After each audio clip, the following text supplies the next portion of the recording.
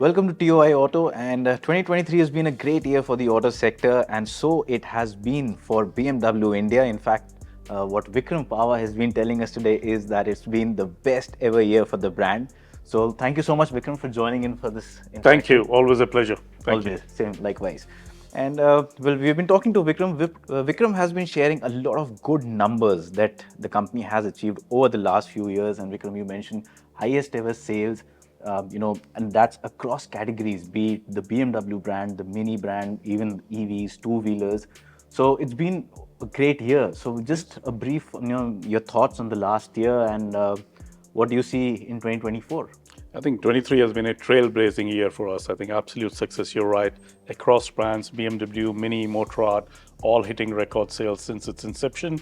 And this is on back-to-back of, success story in 2022 as well. So 2 years of record sales has been fantastic. But I think what really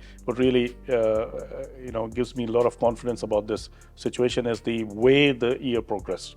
So I think when we started with Q1, it felt like a racetrack. Every quarter that we went, we started achieving more and more. The momentum kept on building up. Our product launches happened, product availability started, and we could see dramatic growth. So just to give you an example, after first 9 months of record sales in Q4, we ended up with a 42% growth in our four-wheeler segment between BMW and Mini. So that is a phenomenal success that we were able to demonstrate. And I think we expect that all these products that we have launched in 2023, they're giving us a lot of traction. Our top-selling cars now are, for example, the 3 Series is the top-selling car, followed by the X1 and the X7. So you can see a great combination of platforms there that we are able to offer to our customer. Really confident that we should be able to continue with this growth in 2024 as well. And you mentioned the strong growth that you achieved in the Q4. So was there any distinct reason for that growth, or? I think it was more, we made a lot of launches at the start and the mid of the year, and the product availability was more towards Q3 and Q4. And I think once those deliveries started, we could clearly see a great, growth story there. And talking about product availability, right now, how's the scene looking for you in terms of the waiting periods and the bookings that you have? Much better than what we started 2023 with. I think 24 start is a much better in terms of a waiting period. We have been able to increase our supplies. So a lot of waiting period have reduced in Q4 now. Of course, certain products are still in very high demand, like the 7 Series, like the iX1. All the electric portfolio that we have is still in good demand. Even iX is again finished. We finished with all the iXs within 2023 as well, being the highest selling luxury EV in the country. iX has actually attained that medal for 2 years in a row now. And that is what gives us the growth and the leadership in the electric space in the premium industry at the moment. So absolute dominant leadership there with 50% market share. And we are confident we should be able to do that with the most diverse portfolio that we have. I think we are the only manufacturer in the country that offer 5 distinct products for our customers to choose from. Yeah. And just a short while back, you mentioned 23 products you launched in 2023, and this year you plan to again launch 19 new products, of which, if I'm not wrong, 13 are going to be four-wheelers. That's correct. That's correct. How many of them will be EVs? So there will be at least 2 EVs within that.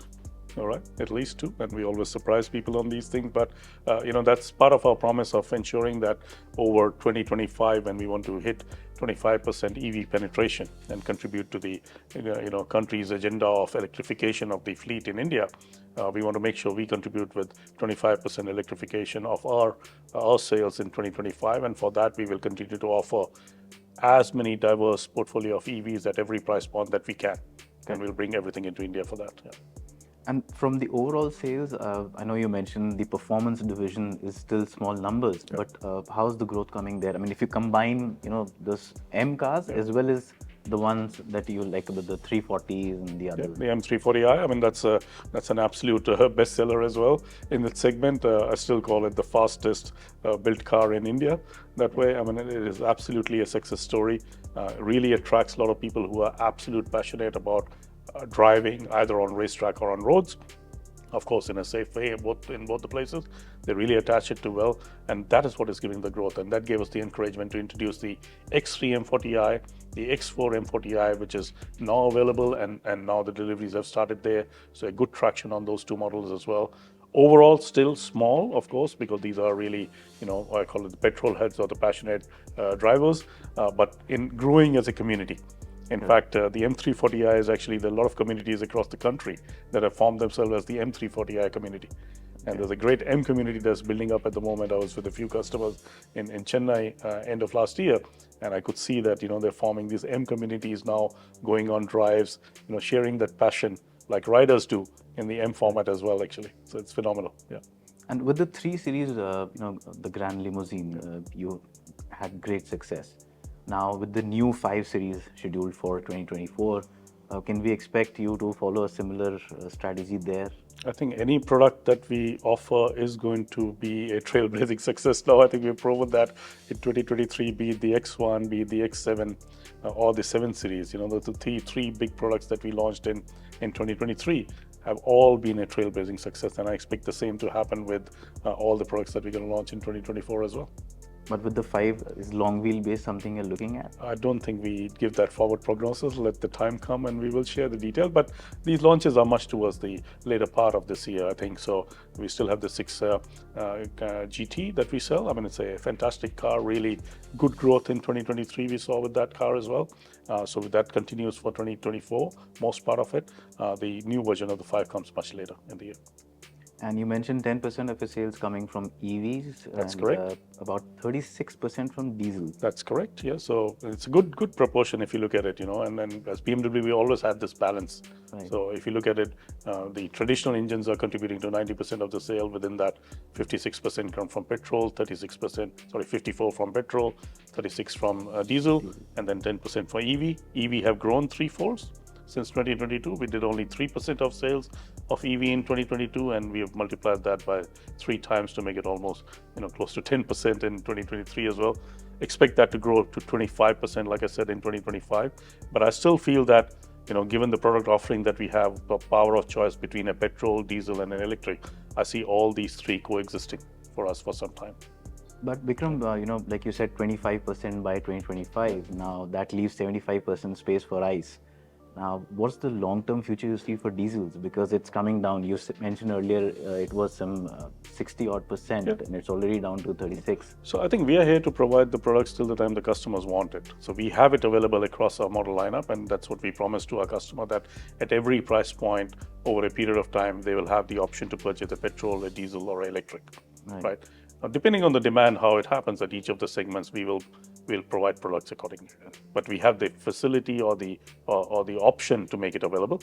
If a customer tomorrow says that, okay, instead of diesel, I want to choose a electric, I mean, we are happy to provide that and change that mix anytime, which is happening in some of the segments, not all of the segments. Okay. Right. Yeah.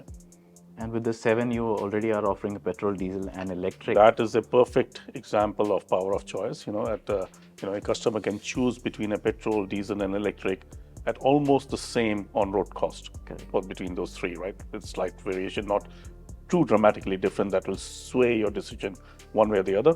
And in that segment, we are seeing almost 50% uptake for electrics.